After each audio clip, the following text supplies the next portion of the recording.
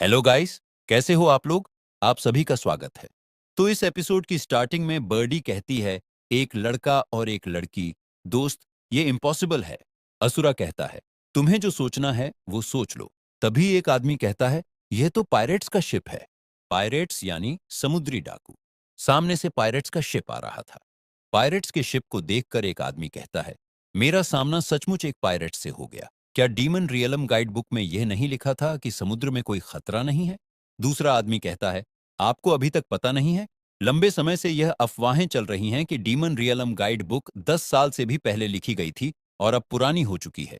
इसे सिर्फ मनोरंजन के लिए पढ़ें, गंभीरता से ना लें।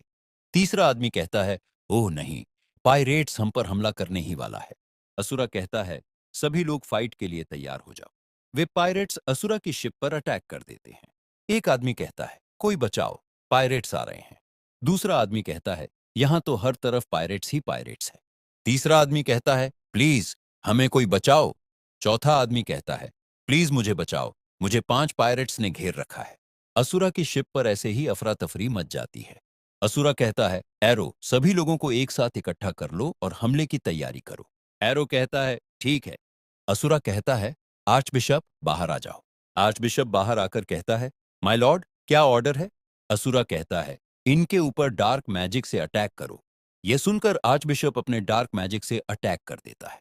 असुरा कहता है, सभी आर्चर्स एक साथ अटैक करो। यह सुनकर सभी आर्चर्स एक साथ अटैक कर देते हैं। यह अटैक उन पायरेट्स को जाकर लगता है। उनमें से कुछ पायरेट्स मरते हैं और बाकी पायरेट्स बच जाते हैं। असुरा कहता है, इन पायरेट्स की हेल्थ तो वाकई कमाल की है, सभी लोग बचकर।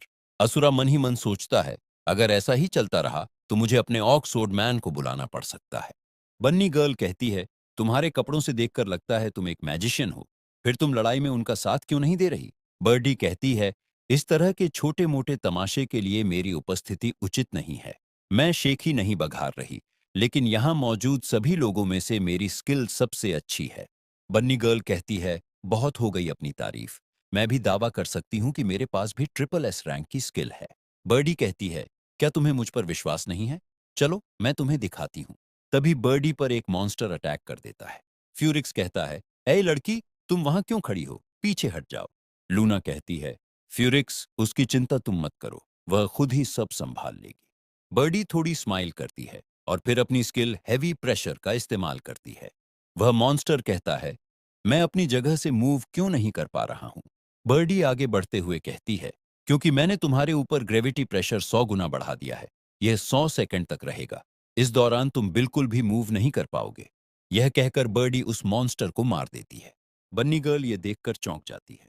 असुरा मन ही मन सोचता है, उसकी स्किल वाकई बहुत पावरफुल है। एक बार उसके वार की चपेट में आ गए तो अगले 100 सेकंड तक आप उसकी दया पर निर्भर रहेंगे। पीछे से एक आदमी कहता है, मेरे साथियों पर हमला करने की तुम्हारी हिम्मत कैसे हुई? अब बस देखो मैं तुम सबको कैसे मारता हूं। यह कहकर वह आदमी नीचे कूद जाता है। इस आदमी का नाम कैप्टन जैक है। कैप्टन जैक अपनी बंदूक से अटैक कर देता है। यह गोली एक आदमी को जाकर लगती है, जिससे वह आदमी जमीन पर गिर जाता है। एक आदमी कहता है, धिक्कार है, क्या यह कैप्टन जैक नहीं है जो डीमन रियलम के 11th फ्लोर का बॉस है? वह यहां क्यों अपीयर हुआ? दूसरा आदमी कहता है, क्या डीमन रियल्म गाइड बुक में यह नहीं लिखा था कि 11th फ्लोर का बॉस समुद्री किले में रहता है? वह इतनी जल्दी क्यों अपीयर हुआ?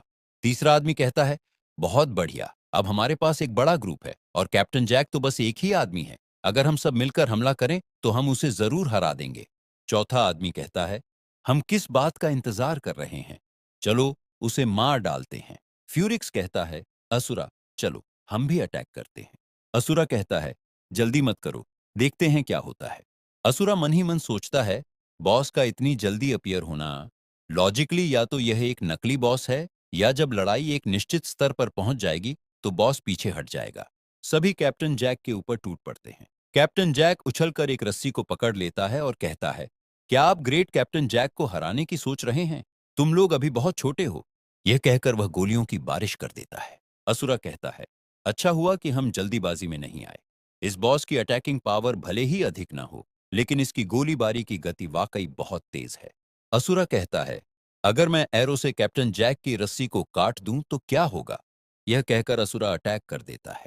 अटैक कैप्टन ने जो रस्सी पकड़ रखी थी उसको जाकर लगता है जिससे कैप्टन नीचे गिरने लगता है। लेकिन कैप्टन गिरता नहीं है, वह सेफली लैंड करता है। कैप्टन जैक कहता है, आप अच्छा कर रहे हैं, लेकिन इसका ज्यादा फायदा नहीं है। अब समय आ गया है कि मैं तुम्हें अपनी रियल स्ट्रेंथ दिखाऊं। यह कहकर वह अपने स्पैरो की तरफ देखता है। वह स्पैरो बड़े फॉर्म में ट्रांसफॉर्म हो जाता है और कहता है, मैं अपने मास्टर के लिए तुम सभी को खा जाऊंगा।